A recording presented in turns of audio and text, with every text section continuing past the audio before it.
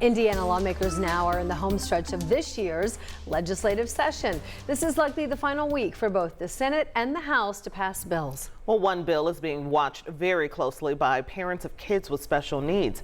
13 News reporter Emily Longnecker is here with why that is. Emily?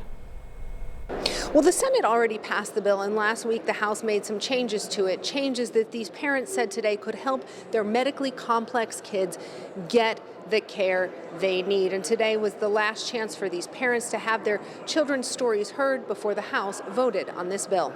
Stories like the one Renee Case tells about her 6-year-old daughter Ivy, who needs 24-hour care because of a rare genetic disorder. I can't work full time. Since January, Renee has brought Ivy to these hollowed halls 6 times, standing with other families to protest changes to the state's attendant care program, which pays Renee hourly to care for Ivy at home.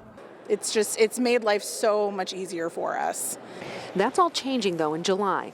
In January, the Family and Social Services Administration announced parents like Renee would need to switch to a different program that would pay them a daily rate instead of an hourly one to care for their kids. The changes are part of FSSA's plan to make up $300 million of an almost $1 billion shortfall to its Medicaid budget they announced in December. Last month, FSSA said more than 1,600 kids would be impacted by the changes. There's so many things that are just not being clarified to us as to how it's all going to work. So those are the type of questions that we're trying to ask right now. FSSA says it's going forward, but we don't see how it's going forward. These parents hope Senate Bill 256 will answer some of their concerns through amendments to it.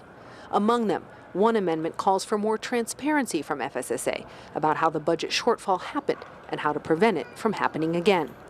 Another defines extraordinary care, allowing parents whose children require that kind of care to be reimbursed for it. In a statement, Governor Holcomb said changes to the program were necessary so that FSSA could continue to provide service to more than 2 million Medicaid recipients.